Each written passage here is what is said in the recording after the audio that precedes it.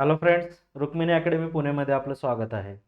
या लेक्चरमध्ये Maharashtra forest services जे आहे त्याच्यामध्ये जो ॲग्रिकल्चर इंजिनिअरिंग ऑप्शनल आहे आणि शिवाय तोच ऑप्शनल UPSC जे या ठिकाणी अनेक मुलं घेतात इंडियन फॉरेस्ट सर्व्हिसेससाठी, त्या ऑप्शनलबद्दल आपण या ठिकाणी जी बॅच आहे त्याचं एक्झाम ओरिएंटेशन आणि या सब्जेक्टबद्दलचे एक लेक्चर्स देखील आपण घेणार आहे.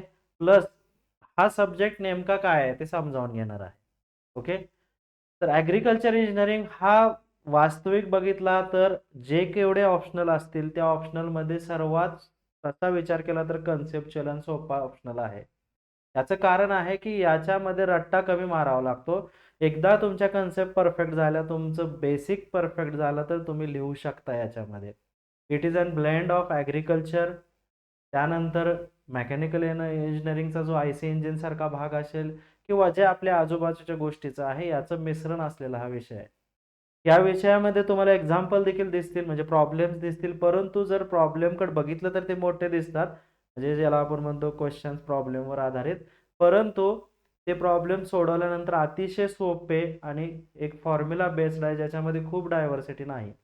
आणि या विषयामध्ये प्रॉब्लेम्स असल्यामुळे या ठिकाणी ते प्रॉब्लेम जर आपण परीक्षेमध्ये सोडवले तर या ठिकाणी आउट ऑफ मार्क त्या प्रश्नाचे मिळून आपल्याला इतर विषयांपेक्षा जास्त लीड घेता येते. तर असा हा सब्जेक्ट, मी एक वाक्य सांगेन की हा सब्जेक्ट पूर्ण कन्सेप्च्युअल बेस आहे. जर एकदा तुमच्या सगळ्या कन्सेप्ट पक्क्या झाल्या तर हा ऑप्शनल कधीही विसरत नाही. इव्हन तुम्ही जॉबवर गेला तरी इतका हा सोपा आहे. जसं की लक्ष्मीकांत, ठीक आहे, आपल्याला सतत वाचावं लागतं, त्यात नवीन नवीन सापडतं. इतर असतील ऑप्शनल ज्याच्यामध्ये वाचन खूप लागतं, त्याच्यानंतर ते लिहून आपण त्याला सेग्रिगेट करतो, परंतु हा ऑप्शनल तसा नाही. या ऑप्शनलमध्ये इंग्लिश ग्रामर तितकं चांगलं असावं हाही नियम नाही बघा. त्यामुळे या ऑप्शनलचे अनेक ॲडव्हान्टेज आहेत. तर अशा पद्धतीनं हा ॲग्रिकल्चर इंजिनिअरिंगचा आपण कोर्स या ठिकाणी कोणत्या पद्धतीने रन करणार आहे याच्यावर आपण चर्चा करूया थोडक्यात. आणि नंतर आपण एक लेक्चर देखील घेणार आहे की कसं कन्सेप्च्युअल क्वेश्चन्स किंवा कसे कन्सेप्ट आपले परीक्षेमधले प्रश्न सोडवून घेतात. त्याच पद्धतीने आपण जे महाराष्ट्र फॉरेस्ट सर्व्हिसेसचा आत्ता झालेला पेपर त्याच्यावर IC इंजिनवर आलेले प्रश्न या ठिकाणी डिस्कस करणार आहे. त्याच्यामुळे तुम्हाला या लेक्चरमध्ये कंप्लीट सब्जेक्ट ओव्हरव्ह्यू येऊन जाईल आणि मग तुम्ही त्या पद्धतीने अभ्यासाला सुरुवात करा. या ठिकाणी जर बॅच घेताना जसं आपण फॉरेस्ट्रीची बॅच घेतो तशी ही बॅच सेम 4 पिलरवर आधारित आहे, ज्याच्यामध्ये पहिल्यांदा कन्सेप्ट हे मी समजावून सांगणार. त्याच्यावर आपण या ठिकाणी रेफरन्स बुक जे काय असतील त्यामधून मी या गोष्टी समजावून नक्कीच सांगेन. तुम्हाला यामध्ये केवळ या ठिकाणी कन्सेप्ट समजावून घेऊन जे मी सांगितले ते अंडरस्टँड करायचं आहे. त्याच्या आधारावर आपण काय करणार आहे, नोट्स देखील बनवणार आहे. तो तुम्हाला या ठिकाणी नोट्स उपलब्ध होणार आहेत. नोट्स PDF फॉर्मॅटमध्ये असतील, काही हँड रिटन असतील, ज्या ज्या पद्धतीने परीक्षेच्या अँगलने इम्पॉर्टंट आहे. त्याच्यानंतर आता आपण कोर्समध्ये ऑलरेडी UPSCचे जे काही PYQ आलेले आहेत ते सगळे या ठिकाणी अपलोड केलेले आहेत टॉपिक वाईज. तो टॉपिक वाईज या ठिकाणी आपण PYQची या ठिकाणी रचना करणार आहे. ओके. हे एकदम या विषयाचा गाभा आहे. जर सिलेबस आणि UPSCचे PYQ आपण केले तर या ठिकाणी आउट ऑफ मार्कला या ठिकाणी चान्सेस आपले वाढणार. त्याच्यानंतर मग जी शेवटची परत स्टेप आहे त्याच्यामध्ये आपण काय करणार आहे, आन्सर रायटिंग.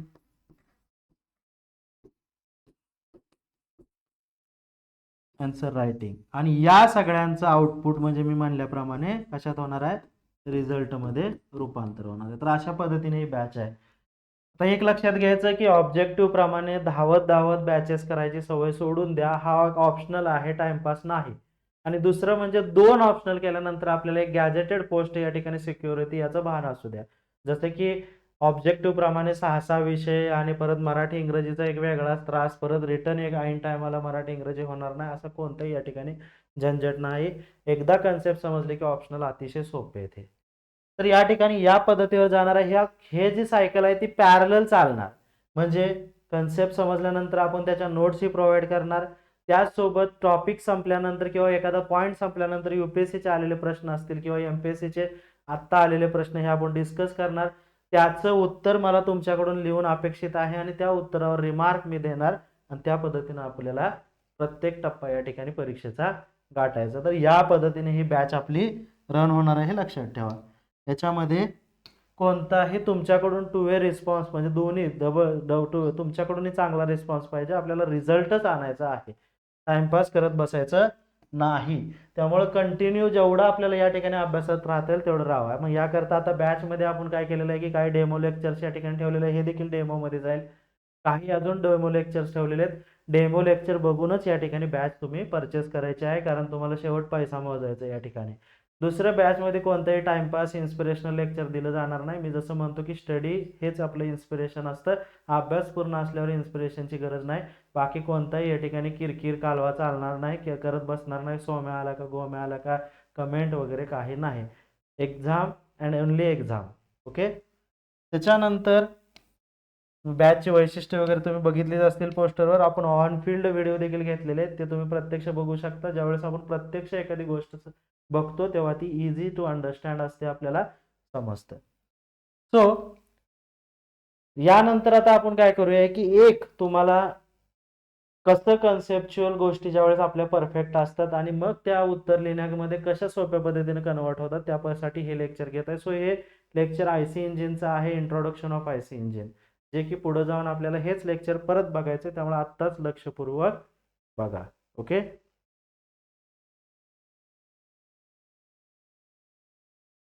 इंजिन म्हणजे काय आपल्यामध्ये, तर engine it is an machine. Engine it is an component which convert the chemical energy of the fuel into the mechanical energy or electrical energy into mechanical energy म्हणू शकतो, or chemical energy of the fuel into the electrical energy. So it is an component which convert one form of energy into the other. So it is a basic definition of the engine. आपल्या फील्डमध्ये आपल्याला कोणतं बघायचं आहे, तर internal combustion engine important आहे. याचा अर्थ इंजिनचे दोन टाईप आहेत, एक्सटर्नल कंबशन इंजिन आणि internal combustion engine. External combustion engine याच्यामध्ये combustion take place in without confined compartment किंवा कशामध्ये तर एखाद्या क्लोज स्पेसमध्ये आपण कंबशन करत नाही. So it is an open system. जसं की चूल सुद्धा आपण म्हणू शकतो it is an external combustion engine आहे. बॉयलर जो असतो शुगर फॅक्टरीमध्ये किंवा घरातील जो पाणी तापवण्याचा बंब आहे, this is also called as external combustion engine, कारण ज्याच्यामध्ये आपण काय करतोय, फ्युएल या ठिकाणी ओपन बर्न होते, ओपन क्लोज स्पेसमध्ये होत नाही. So internal combustion engine it is an combustion of the fuel take place into the confined compartment किंवा एखाद्या सील पॅक किंवा एखाद्या आयसोथर्मल गोष्टीमध्ये, म्हणजे जिथं आउटसाइड हीट जाणार नाही. आता ठीक आहे, बाय द कंडक्शन प्रोसेस या ठिकाणी जाऊ शकते, परंतु एका पॅकबंद एरियामध्ये या ठिकाणी कंबशन होत असेल, this is called as internal combustion engine आपल्या थोडक्यात. नंतर आपण त्याची स्पेसिफिक डेफिनेशन तर बघूच मेन याच्यामध्ये, पण एक समजावून घेताना. सो आपल्याला काय करायचं आहे, तर इंटरनल कंबशन इंजिनचा आपल्याला अभ्यास आहे. याचं कारण आहे की ज्या आपल्या फार्म मशिनरी आहेत त्या इंटरनल कंबशनच्या ज्या इंजिन असतात त्याच्यावर त्या रन होतात. त्याचं एक्झाम्पल आहे ट्रॅक्टर. नंतर या इंटरनल कंबशन इंजिन मध्ये देखील अजून पुढे टाईप आहेत. It is a spark ignition engine and compression ignition engine. Spark ignition engine means जो स्पार्क प्लग तुम्ही टू व्हीलरला जर बघितला असेल, सो जे इंजिन स्पार्कने इग्नाइट होतात, म्हणजे इंजिन इग्नाइट होत नाही, सो जे त्याच्यामध्ये असणारं फ्युएल जे इंजिन मध्ये जर ते स्पार्कद्वारे इग्नाइट होत असेल, this is called spark ignition engine. आणि एखादं फ्युएल जर without spark and by the application of pressure, आता ते कसं ते पुढे घेऊ आपण. सो विदाउट स्पार्क प्लग जे बर्न होऊ शकतं किंवा विदाउट स्पार्क प्रेशरचं ऍप्लिकेशन होऊन जे फ्युएल बर्न होतं, this is called as compression ignition engine, CI engine, जे की मोस्ट प्रोबॅबली सगळे आपले डिझेल इंजिन सीआय इंजिन मध्ये येतात. तर आपले जे पेट्रोल इंजिन आहेत ते स्पार्क इग्निशन मध्ये येतात. मग ते का, तेही आता आपण बघूया. तसंच ट्रॅक्टर इंजिन, ज्याला आपण डिझेल इंजिनच म्हणतो, जे कसला आहे, सीआय इंजिन आहे. सो आपल्याला महत्वाचं सीआय इंजिन देखील आहे.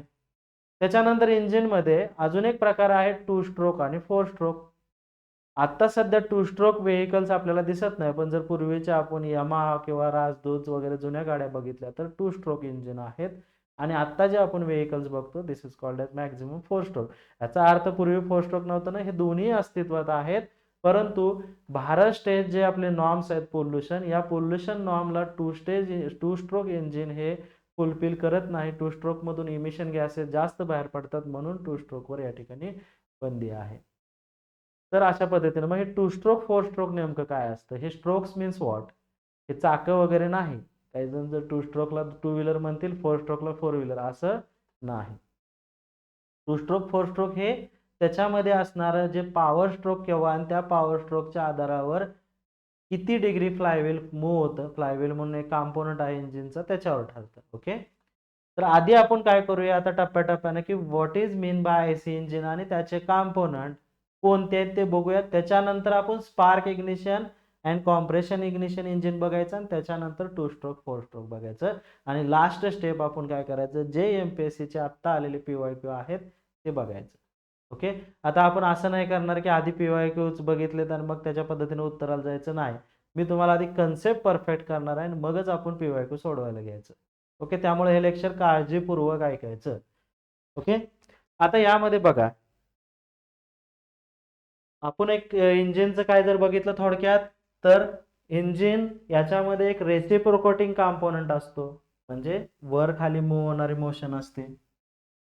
मोशन मध्ये रेसिप्रोकेटिंग मोशन आहे. मी खूप बेसिक सांगतोय, पण याचं एक कारण आहे की कन्सेप्ट सांगताना खूप शांत पद्धतीने ऐकायचं. आपण पूर्ण ज्ञानी असं कधीही वागायचं नाही. पैसे भरलेत ना क्लासला, समजावून घ्यायचं. कारण हे शब्द खूप महत्वाचे असतात लिहिताना. Inside the engine there is a reciprocating motion of the piston, बरोबर आहे ना, वर खाली करतं. That reciprocating motion is converted into the, या ठिकाणी, oscillatory motion of the connecting rod. जरी नसेल कळत तर एक आपल्या आयसी इंजिन मध्ये दुसरी मोशन आहे ऑस्सिलेटरी, म्हणजे रेसिप्रोकेटिंगचं कन्वर्टर ऑस्सिलेटरी मध्ये होतं. आणि then oscillatory motion is converted into the rotary motion of the crankshaft, म्हणजे रोटेशन होतं, ज्याला फ्लायव्हील कनेक्ट असतं. आणि ते रोटरी मोशन पुढे जाऊन क्लच गिअर मेकॅनिझम मधून प्रॉपेलर शाफ्ट म्हणून एक प्रकार असतो, जो उघड दिसतो ट्रकला, आपल्याला खालच्या बाजूला एक मूव्ह होणारा शाफ्ट दिसतो. त्या प्रॉपेलर शाफ्ट थ्रू डिफरन्शियल म्हणून एक कॉम्पोनंट असतो. जर ट्रकच्या खाली एक गट्टू असतो आणि त्याच्यावर एका बाबाचं चित्र असतं, भूताचं किंवा राक्षसाचं, this is called as differential. It differentiate power और split the motion into the 90 degree, बरोबर आहे ना. जी प्रॉपेलर शाफ्टची आलेली मोशन असते ती या ठिकाणी दोन चाकाला पाठवण्याचं काम काय करतं, या ठिकाणी डिफरन्शियल करतं. तर अशा पद्धतीने डिफरन्शियल काम करतं. आणि नंतर मग त्याच्यावर आपले जे चाकं आहेत व्हेकलची, ती रोटेट होतात. तर अशा पद्धतीने हा सगळा टप्पा आहे. So chemical energy of the fuel is converted into the reciprocating motion, then या ठिकाणी ऑसिलेटरी मोशन, देन या ठिकाणी रोटरी मोशन और angular motion, then 90 degree split by the differential, आणि मग परत चाकं फिरतात. हे सगळं आपले व्हेकलचं मेकॅनिझम आहे. ओके. मग यामध्ये आधी आपण काय बघूया, की हे सगळं करणारा जो मेन आहे इंजिन कॉम्पोनंट, त्याचे आपण किंवा इंजिनचं कन्स्ट्रक्शन बघूया. या ठिकाणी हे इंजिनची डायग्राम आहे. Okay. This is a spark ignition engine. Spark plug आहे याच्यामध्ये, म्हणून यांनी कन्स्ट्रक्शन, जर स्पार्क प्लग नसेल तर it is a compression ignition engine. पण याचा अर्थ केवळ स्पार्क प्लग काढला म्हणजे ते सीआय इंजिन होतं का, तर नाही, त्याच्यामध्ये काही चेंजेस असतात, त्याबद्दल हळूहळू समजेलच आपल्याला. स्पार्क प्लग किंवा स्पार्क इग्निशन इंजिन मध्ये जे आपण बघितलं, तर या ठिकाणी एक इनलेट मॅनिफोल्ड आहे, म्हणजे ज्याच्यामधून आत येतं. आपल्या ह्युमन अॅनाटॉमी सुद्धा लक्षात ठेवू शकता, ह्युमन बॉडी सारखं आपल्या तोंडाने या ठिकाणी काहीतरी जाणार आहे. So input, so fuel and air हे इथून येणार आहे. हे इनलेट आहे. हे जे वर दिसतंय ते एक्झॉस्ट आहे. जे कंबस्टिबल गॅसेस आहेत ते या ठिकाणी बाहेर पडणार आहेत. आपल्या ह्युमन बॉडीमध्ये देखील असं एक मेकॅनिझम आहे. So this is an exhaust. या दरम्यान हा जो भाग आहे या ठिकाणी आपल्याला दिसतोय, हा एक सिलेंडरचा एरिया आहे. आता त्याच्यातच हा कोण आहे, पिस्टन आहे. Okay. So this area is called as cylinder. हा पूर्ण सिलेंडरच्या आतमध्ये काय मेकॅनिझम आहे, पिस्टन आणि सिलेंडरचं. असा एक सिलेंडर, आपल्या घरातला सिलेंडर आहे असं समजा, ग्लास पाण्याचा, आणि त्याच्या आत एक पिस्टन आहे. हा सिलेंडर, परत हा एक पिस्टन. एक पिस्टन म्हणजे एक बघितलं असेल तुम्ही, आणि त्याला एक जोडलेलं या ठिकाणी कनेक्टिंग रॉड आहे. हा. Okay. This is called as connecting rod. This connecting rod is connected to the piston by the gudgeon pin. Okay. त्याच्यानंतर या कनेक्टिंग रॉडला या मेकॅनिझमद्वारे एक जोडलेला जो आहे this is called age crankshaft. एक क्रँकशाफ्ट म्हणून आहे. त्याच्यात आपण 3D डायग्राम पण बघूया. आणि त्याच्यानंतर ह्या क्रँकशाफ्टला पुढे जाऊन काय कनेक्ट असणार आहे, फ्लायव्हील. मग हे क्रँकशाफ्ट ज्याच्यामध्ये आहे त्या त्या पार्टला बाहेरचा जो आपल्याला दिसतो दिस इज कॉल्ड एज क्रँकेस. आणि त्याच्या खाली जर तळातला असेल तर क्रँकेस सम. त्याच्यानंतर यामध्ये जो दिसतो सिलेंडर ज्याच्यामध्ये आहे म्हणजे सिलेंडरचा हा portion, this portion is called as cylinder block. Cylinder म्हणजे काही वेगळं नाही, एक हॉलो स्पेस आहे ग्लास प्रमाणेच मोकळा आणि त्याच्यात एक पिस्टन ऑसिलेट होतो. ओके. आणि हे इनलेट आणि हा आउटलेट आणि हा जो मेन आहे कंबशन करणारा स्पार्क प्लग या ठिकाणी, जो स्पार्क या ठिकाणी जेव्हा गरजेचं आहे तेव्हा करतो. त्याच्यासाठी का कधी करतो हे देखील पुढं आहे. अशा पद्धतीनं परत एकदा आता आपण बघूया या ठिकाणी याचं. बघा हे असे पिस्टन असतात. हा पिस्टन, हे पिस्टन कनेक्टिंग रॉडद्वारे या ठिकाणी क्रँकशाफ्टला कनेक्ट आहे. हा क्रँकशाफ्ट आहे. म्हणजे असे जर मल्टी सिलेंडर इंजिन असेल, 2 व्हीलरच्या बाबतीत एकच पिस्टन आणि एवढाच भाग असेल. 4 व्हीलर ज्या असतील त्या काही 3 सिलेंडरच्या आहेत, काही 4 सिलेंडरच्या आहेत, काही 6 सिलेंडरच्या असतात. हे 4 सिलेंडरचे इंजिनची डायग्राम आहे. तर याच्यामध्ये हे असं कनेक्टिंग आहे. तुम्ही अजून ॲनिमेशनच्या बाबतीत जर बघितलं आपण तर या ठिकाणी बघा. ओके. तर या ठिकाणी एक यूट्यूबचं ॲनिमेशन दिलं. तर अशा पद्धतीनं हे पिस्टन आणि हा सिलेंडरचा एरिया आहे आणि पिस्टन अशा पद्धतीनं ऑसिलेट होतं वर खाली, सॉरी रेसिप्रोकेटेड. आणि नंतर हा कनेक्टिंग रॉड अशा पद्धतीनं ऑसिलेट होतो आणि oscillatory motion is converted into the rotary motion. Okay. तर अशा पद्धतीनं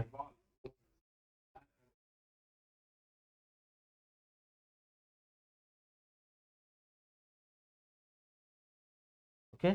परत एकदा आपण बघूया. हे थोडं स्लो आहे पण एकदा हे समजलं ना तर एक परफेक्ट होऊन जातात आपले 20 मार्क शुअर होतात आयसी इंजिन शांतपणे शिकलं की. ओके. बघा या ठिकाणी हे इनलेट वॉल म्हणून मेकॅनिझम आहे. यस.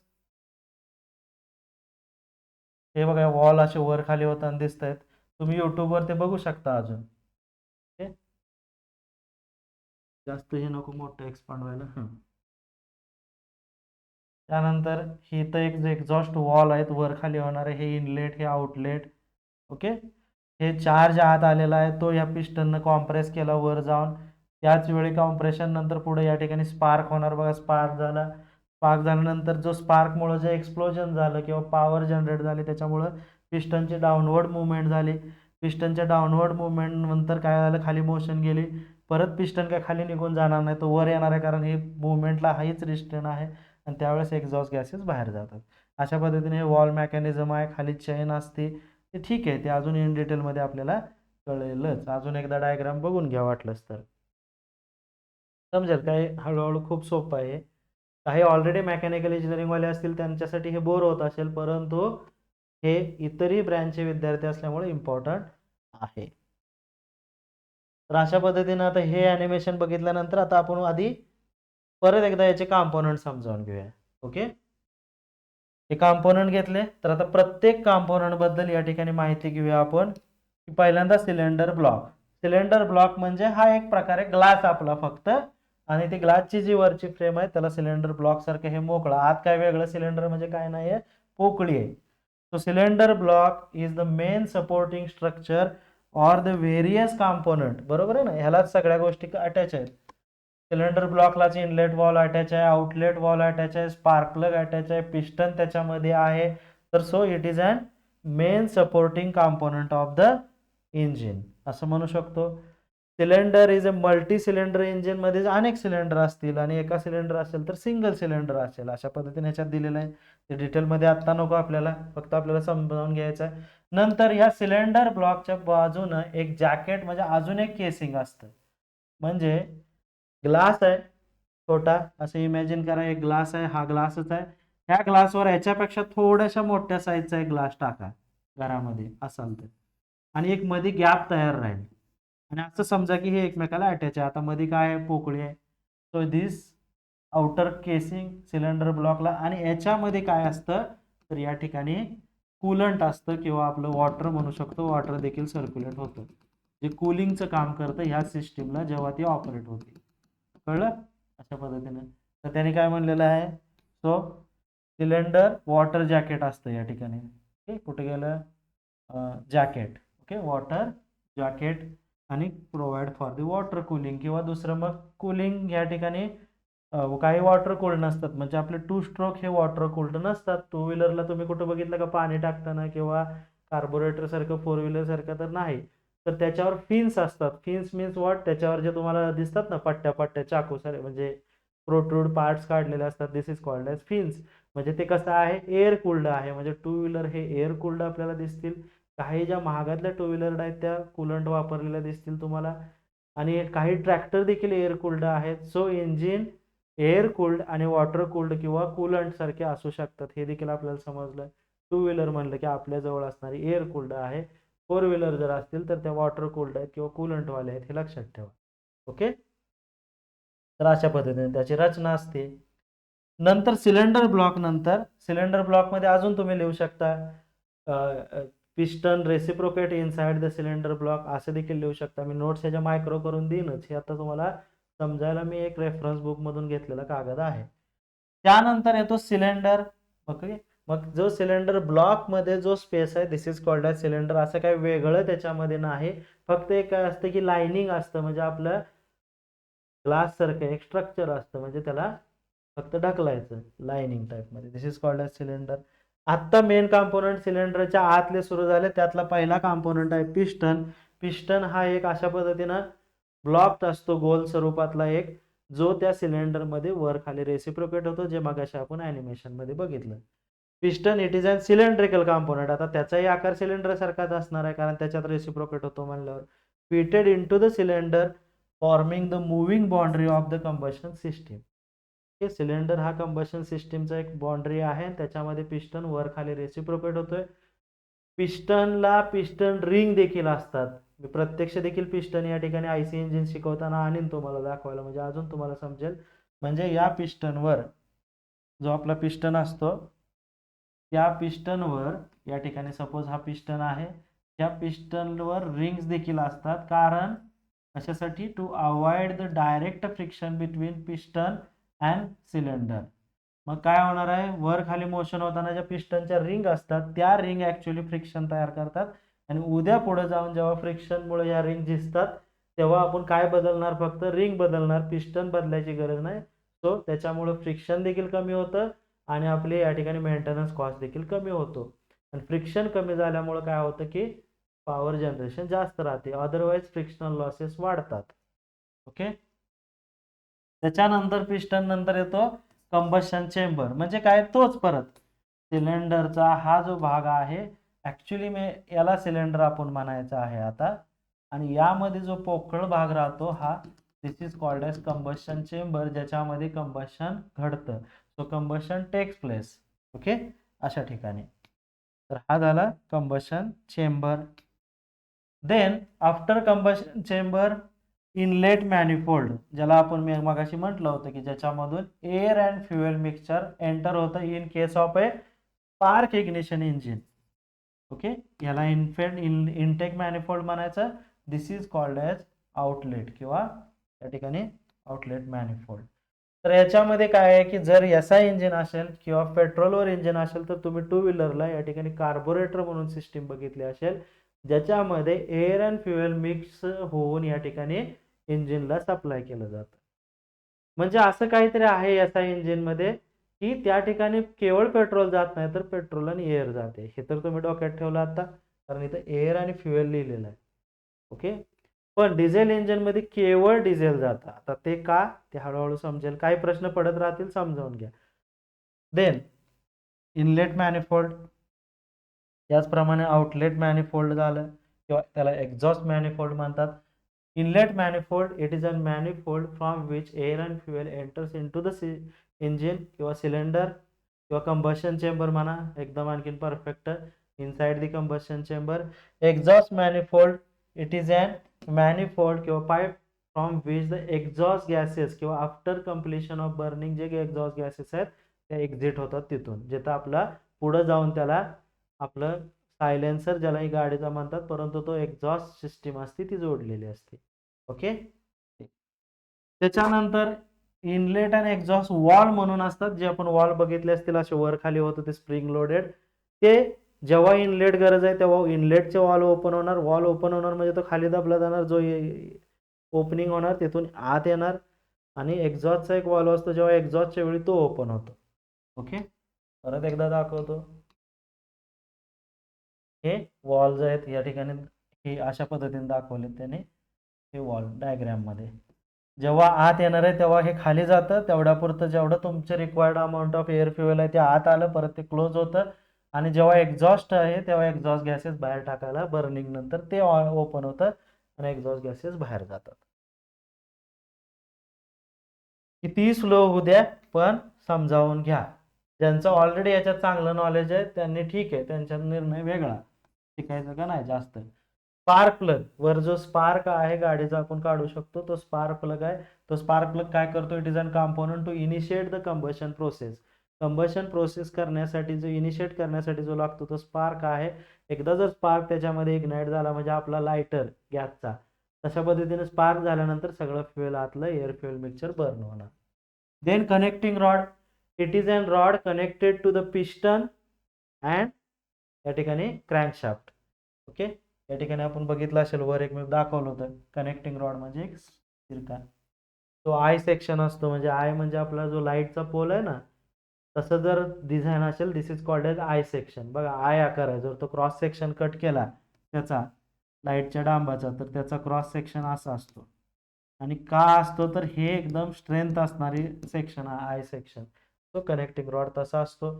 परत त्याच्या दोन एंड आहेत, एक स्मॉल एंड आणि बिग एंड. म्हणजे खरी त्याची डायग्राम अशी असते बघा, साईडचे दाखवतोय. आणि ही जी छोटी बाजू आहे ती पिस्टनच्या साईडला गजन पिननं कनेक्ट असते, आणि ही जी मोठी बाजू आहे ती या ठिकाणी कनेक्टिंग रॉड सॉरी क्रँकशाफ्ट जो आहे त्याला कनेक्ट असते. तर अशा पद्धतीने त्याच्यावर तुम्ही right a note on connecting rod म्हणलं तर या लाईन आपण लिहू शकतो. देन आफ्टर क्रँकशाफ्ट, क्रँकशाफ्ट असा आहे की it convert the reciprocating motion of the piston into the useful rotary motion. हे शब्द महत्वाचा आहे या ठिकाणी. बघा क्रँकशाफ्ट काय करतोय, रेसिप्रोकेटिंग मोशन जो आहे या ठिकाणी, हे पिस्टनचं हे सुरू आहे बघा इथं, हे जी रेसिप्रोकेटिंग मोशन आहे कनेक्टिंग रॉडची, त्याचं हे मेकॅनिझम काय करतं, कनेक्टिंग क्रँकशाफ्ट रोटरी मोशन मध्ये कन्वर्ट करतं. सांगितलेलं काम बनवून बघा, हे वॉल आहे तो ओपन होतं, एअर फ्युएल मिक्सचर आत येतंय, स्पार्क बर्न होतोय, बाहेर जाते. कधी जातं आत बाहेर ते सुद्धा आपण बघू. त्याच्यानंतर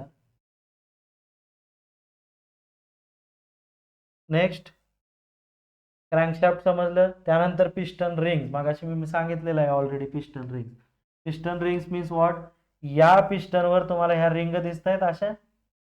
ओके. हे डार्क ब्लॅक लाईन दिसते ती आहे, म्हणजे आता या ठिकाणी जो सिलेंडर आहे, आता ही जी आउटर बॉर्डर आहे त्याला सिलेंडर म्हणा तुम्ही. ओके. हा जो सिलेंडर आहे या ठिकाणी, ते परत एकदा, हा सिलेंडरला हा पिस्टनचा जो एरिया आहे तो डायरेक्ट कनेक्ट नाही आहे किंवा त्यांचं फ्रिक्शन होत नाही, तर ते कुठं होतंय तर या रिंगच्या एरियात होतंय बघा. त्यामुळं जो फ्रिक्शनल सरफेस आहे त्याचा एरिया कमी झालेला आहे, केवळ रिंग पुरतं फ्रिक्शन होतं. आणि जेव्हा कंटिन्युअस यूजमुळे विअर अँड टिअर होणार आहे ते कोणाचं होणार आहे, रिंगचं होणार आहे. आणि रिंग रिप्लेस केली, नवीन टाकली की परत हाय असं सगळं नवीन, म्हणजे हे पिस्टन या ठिकाणी त्याची लाईफ सेव्हिंग होणार आहे. आणि जर रिंग नसेल आणि दोन्ही पार्ट एकमेकांच्या डायरेक्ट कनेक्शनमध्ये असतील तर सिलेंडरचंही वेअर खूप होणार आहे आणि पिस्टनचंही खूप होणार आहे. आणि फ्रिक्शनल लॉस ज्याला म्हणतो, घर्षणात्मक या ठिकाणी जे लॉस होणार आहेत घर्षणामध्ये ते देखील वाढणार आहेत. तर ते मेन काम या ठिकाणी रिंग करतं. त्याच्यानंतर पुढे आहे जे गजन पिन आपण म्हणलं होतं, it links the small end of the connecting rod to the piston. नंतर येतो कॅमशाफ्ट. आता हे कॅमशाफ्ट तुम्हाला या ठिकाणी दिसेल असं नाहीये. या ठिकाणी जे कॅम आपले असतात, हे वॉल आहेत ना, हे वॉल ज्याच्याद्वारे ऑपरेट होतात याच्यावर एक कॅमशाफ्ट असतो. म्हणजे तो कॅमशाफ्ट काय करतो, वॉलला या दाबतो, जेव्हा हे दाबेल तेव्हा इनलेट मॅनिफोल्ड ओपन होतं आणि हे दाबेल तेव्हा आउटलेट मॅनिफोल्ड किंवा एक्झॉस्ट मॅनिफोल्ड ओपन होतं. त्याच्याबद्दल देखील आपण ॲनिमेशनमध्ये समजावून घेऊ. आत्ता आपल्याला कॅमशाफ्ट माहीत असावा असं काय गडबड नाही. ओके, इथं कुठं नाही आहे तरी दाखवू आपण.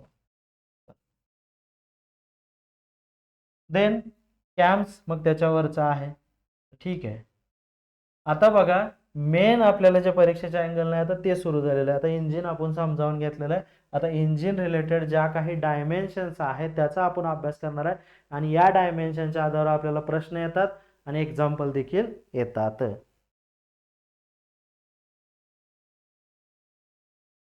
आता सिलेंडर बोर म्हणून जे कन्सेप्ट आहे, आता सपोज हा सिलेंडर आहे आणि असाच असतो. ओके, पण एवढा कमी थिकनेस नसतो, थिकनेस ज्यादा आहे. हा इनसाइड कंबशन चेंबर, हा आतमध्ये जो ग्लास मधला भाग आहे, this is called as combustion chamber. This is an cylinder, cylinder lining ज्याला आपण म्हणतो. त्या ठिकाणी वर जो आहे तो स्पार्क प्लग या ठिकाणी कनेक्ट केलेला असतो आतमध्ये असं होल पाडून, आणि याच्यामध्ये हा समजा पिस्टन आहे जो याच्यामध्ये रेसिप्रोकेट होतोय. ओके, अशा पद्धतीनं. आणि या पिस्टनला या ठिकाणी कनेक्टिंग रॉड अटॅच असतो. ओके, आणि या पिस्टनवर या ठिकाणी रिंग्स असतात. आता ते काय मी दाखवू शकत नाही. आता cylinder bore means what? The nominal inner diameter of working cylinder is called as cylinder bore. म्हणजे या ग्लासचा जो हा आतला डायमीटर आहे काय असेल तो, हा ग्लासचा असेल एक 4 सेंटीमीटर किंवा 3 सेंटीमीटर असेल. So this is called as cylinder bore. Okay, this circular किंवा हा जो diameter आहे तो. So and it is designated by the letter D and usually expressed in millimeter. मग मिलीमीटर मध्ये, मग 3 सेंटीमीटरचं किती होणार आहे? 30 मिलीमीटर एवढा आहे. So this is an cylinder bore. Piston area. This is an area of the circle of a diameter equal to the cylinder bore is called as piston area and is designated by the letter A and usually in centimeter square. आता piston area म्हणजे काय आहे की असा area ज्याच्यामध्ये या ठिकाणी piston आहे, परंतु सरळ सरळ सिलेंडरचा एरियाचा जो फॉर्म्युला तो या ठिकाणी लागू होतो. Piston area means what? या ठिकाणी सिलेंडरचा फॉर्म्युला काय आहे? π/4 d², बरोबर ना, एरियाचा. ते म्हणजे या ठिकाणी पिस्टन एरिया किंवा area swept by the piston. Piston ज्या एरियामध्ये मूव्ह होतो. π/4 × d², it is an formula of area of the cylinder. तोच या ठिकाणी पिस्टन एरिया म्हणून लागू आहे. This diameter is nothing but cylinder bore diameter, जे आपण या ठिकाणी किती म्हणतोय 30 mm असेल किंवा 3 सेंटीमीटर आहे. देन स्ट्रोक्स किंवा स्ट्रोक काय आहे? It is a nominal distance through which working piston moves between 2 successive reversal. आता या ठिकाणी बघा, हा जो पिस्टन आहे, हा ग्लास, हा पूर्ण टॉप पर्यंत जात नाही, वर काही स्पेस शिल्लक राहतो आत सिलेंडर मध्ये. तो स्पेस कशा करताय? For combustion of the air fuel mixture. Spark plug देखील आतमध्ये इन्सर्ट आहे, तो स्पेस आहे. तो डायरेक्ट पूर्णपणे या टोकापर्यंत पिस्टन जाणार आहे का? तर नाही. सपोज या ग्लासवर रेषा दिसतात का नाही कॅमेरामध्ये माहित नाही, परंतु एक सपोज एवढ्या अंतराच्या खालीपर्यंत पिस्टन राहतो, तिथपर्यंत पिस्टन पोझिशनला जातो, त्याला टॉप मोस्ट पोझिशन म्हणजे टॉप डेड सेंटर. टॉप म्हणजे वरचा, जिथं पिस्टन थांबतो म्हणून त्याला डेड सेंटर म्हणतात. तो पिस्टन जिथं टॉप पर्यंत जातो, this is called age TDC. आणि पिस्टन बॉटम जिथपर्यंत येतो, बॉटम डेड सेंटर त्याला म्हणायचं. म्हणजे पिस्टन जिथपर्यंत वरच्या बाजूला जातो रेसिप्रोकेटिंग मोशनला, this is called as top dead centre. Piston reciprocating motion मध्ये बॉटमला जिथं जातो, this is called as bottom dead centre. आणि जर length between top dead centre and bottom dead centre, म्हणजे या ठिकाणी हा या ठिकाणी सिलेंडरचा आहे आणि याच ठिकाणीपर्यंत पिस्टन मॅक्झिमम पोहोचतो वर खाली होताना. Okay, this is called as top dead centre. सगळ्यात खाली आल्यानंतर पिस्टनचा टॉप ज्या लेवल पर्यंत येतो त्याला बॉटम डेड सेंटर म्हणायचं. आणि पिस्टनचं टॉप वर ठरतं, ते बॉटम वर नाही. पिस्टनचं टॉप जिथपर्यंत सगळ्यात उंचीपर्यंत पोहोचतो, this is called as top dead centre. पिस्टनचं टॉप बॉटमला जिथपर्यंत पोहोचतो, this is called as bottom dead centre. आणि length between top dead centre and bottom dead centre, it is called as stroke. समजलं? इथपर्यंत आता कळलं. मग ही लेंथच आहे. आता यावरून आपण काय काढू शकतो, तर यातली क्युबिक कॅपॅसिटी किंवा आतमध्ये किती व्हॉल्यूम आहे ते काढू शकतो ना. या इंजिनची क्युबिक कॅपॅसिटी कशी काढायची? Volume of the cylinder. Volume of the सिलेंडरचा फॉर्म्युला आहे या ठिकाणी pi area area into length, बरोबर आहे ना, height of the cylinder. Area किती आहे, π/4 d² इंटू लेंथ किती आहे, एल. सो हा म्हणजे आपला सिलेंडरचा या ठिकाणी क्युबिक कॅपॅसिटी सेंटीमीटर क्यूब मध्ये. Okay, cubic capacity of the engine. Then after अजून एक काय कन्सेप्ट आहे की स्ट्रोक टू बोर. आता समजा एखाद्या बोर म्हणजे कळलंय तुम्हाला सिलेंडर डायमीटर, स्ट्रोक म्हणजे कळलं इनडायरेक्टली त्याची हाईट ऑफ द सिलेंडर, बरोबर आहे ना. पण हा स्पेस सोडून वरचा कंबशन एरियाचा, ते आता लक्षात घ्या तुम्ही. जर या ठिकाणी हा स्ट्रोक जास्त असेल आणि बोर कमी असेल ह्या ग्लास प्रमाणे, बरोबर आहे ना, when L to D ratio important आहे. If length is more and diameter is less, म्हणजे diameter is less than length किंवा stroke, this is called as under square engine, बरोबर आहे ना. हे असं असं दिसणार आहे, स्क्वेअर दिसणार आहे का, एक्झॅक्ट स्क्वेअर म्हणजे सर्कलच आहे, पण असं जास्त जाड दिसतं का, नाही. काही केसमध्ये जर डायमीटर खूप मोठा आहे आणि लेंथ कमी आहे, this is called as over square engine. आणि whenever L and D are equal, this is called as square engine. मग स्क्वेअरचा अर्थ असा नव्हे square, it is a depend upon diameter and length relation. Okay. Then dead centre में आता explain केलेले. Top dead centre the position of the working piston and moving part which mechanically connected to it and movement when the direction of the piston of the motion is reversed either by the end of stroke is called as dead center. आता इथली काय व्याख्या exact असा आवाज नाही. Top dead centre आणि bottom dead centre अशा पद्धतीने आहेत दोन. देन आता परत त्या ह्याच्याकडे आलो बघा, डायग्रामकडे. आता परत this is the top dead centre, this is and clearance volume. Clearance volume शब्द आलेला आहे. हा क्लिअरन्स व्हॉल्यूम म्हणजे असा व्हॉल्यूम जिथं पिस्टन अजिबात जात नाही आणि या एरियामध्ये या ठिकाणी कंबशन घडतं. सो या ठिकाणी चार्जेस या ठिकाणी जे आहेत आलेले एअर फ्युएल मिक्सचर ते बर्न होतं. This is called as clearance volume. This is the top dead centre where the piston top reaches at the maximum level. आणि बॉटम डेड सेंटर म्हणजे जिथं पिस्टनचं या ठिकाणी बॉटम आलेला आहे बघा. या ठिकाणी ही पोझिशन त्यांनी BDC ची दाखवलेली आहे. Okay. Then top dead centre, bottom dead centre कळलं, पिस्टन पिस्टन रिंग कळलेला आहे. तर खूप मी एकदम शांतपणे समजावून सांगितलेलं आहे. हे कनेक्टिंग रॉड कळलेलं आहे. कितीही रिपीट होते, एकदाच आपल्याला पाठ करायचं, याच्यावर आपला पूर्ण टॉपिक डिपेंड आहे. हे बोर कळलेलं आहे, हे स्ट्रोक लेंथ कळलेली आहे, TDC to BDC distance, this is called as L. Okay. Clearance volume कळलं ना, ज्या ठिकाणी पिस्टन पोहोचू शकत नाही असा TDCच्या वरचा एरिया. त्याच्यानंतर टॉप डेड सेंटर आलेला आहे. आता हे बस, आता हे तुम्ही वाचून सुद्धा सहज समजेल तुम्हाला.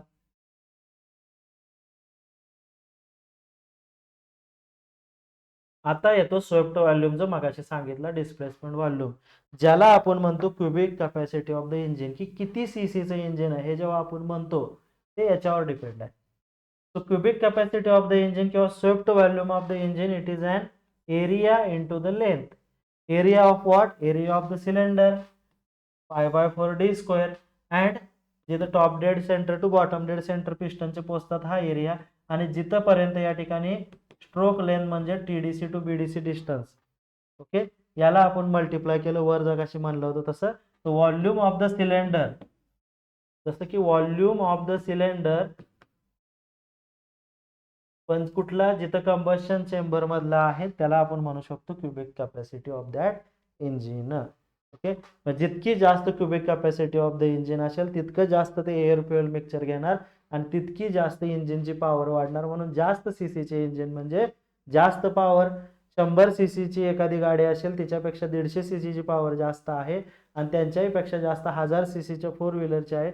आणि 4 व्हीलरमध्ये देखील मग पुढे आणखीन काय काय 2000 सीसी इंजिन असतात क्युबिक सेंटीमीटरचे. आणि जेव्हा त्या क्युबिक सेंटीमीटरला आपण लिटरमध्ये कन्वर्ट करतो म्हणजे डिवायडेड बाय 1000, नीट समजावून घ्या, जस्ट आता एक्स्ट्रा माहिती सांगतो. जर 2000 सीसीचे इंजिन असेल त्याला डिवायडेड बाय 1000 केल्यानंतर 1 लिटरमध्ये जे येतं त्याला लिटर म्हणजे काही इंजिनवर लिहिलेलं असतं बघा 2.5 लिटर इंजिन, याचा अर्थ ते 2500 सीसीचे इंजिन आहे. कारण 1000 क्युबिक सेंटीमीटरमध्ये या ठिकाणी 1000 लिटर पाणी या ठिकाणी म्हणजे तेवढं पाणी बसतं. सो ते लिटरमध्ये कन्वर्ट. अशा पद्धतीने हे समजलं सीसीचं लिटरमध्ये. ते आपल्याला काय परीक्षेला नाही पण माहीत असावं जेव्हा आपण सीसी किंवा लिटरमध्ये लिहिलं 2.5 लिटर इंजिन वगैरे सफारी सारख्या गाड्यांवर लिहिलेलं असतं. Cubic capacity of the engine जे आत्ताचं म्हणलं. आता ती अजून पुढं हे झालं सिंगल सिलेंडरचं काढलं होतं, एकच सिलेंडर असेल तर. टू व्हीलर मध्ये ठीक आहे, एका सिलेंडर मध्ये आपण ह्या सगळ्या व्हॅल्यू टाकल्या, आपल्याला एका सिलेंडरचं जे क्युबिक कॅपॅसिटी मिळेल तेच त्या गाडीचं या ठिकाणी क्युबिक कॅपॅसिटी असणार आहे, कारण ते सिंगल सिलेंडर आहे. काही टू व्हीलर देखील मल्टी सिलेंडर असतात टू सिलेंडरचे, पण फोर व्हीलर हे कधीही सिंगल सिलेंडर नसते, ती कदाचित 3 सिलेंडर 4 सिलेंडर अशी असू शकते. बरोबर आहे. मारुती या ठिकाणी फ्रॉन्क असेल, सुझुकी ती 4 सिलेंडर आहे, किंवा 3 सिलेंडर व्हॅरियंट पण आहे स्विफ्ट मध्ये. तर एका इंजिनची जेव्हा आपण क्युबिक कॅपॅसिटी काढू, त्याला multiply by number of cylinder केल्यानंतर, समजा 3 सिलेंडर असेल तर K is equal to 3, 4 cylinder असेल तर K is equal to 4, 6 cylinder असेल तर K is equal to 6. This is a total cubic capacity of that engine. कळलं इथपर्यंत? Then next point is the clearance volume.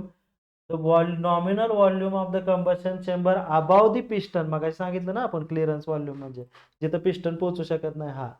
So above the piston when the piston is at top dead center and it is expressed in Vc. परत एकदा वर जातो, कारण मला माहित आहे समजलं असेल, पण परफेक्ट येणं गरजेचं आहे, रिस्क नको.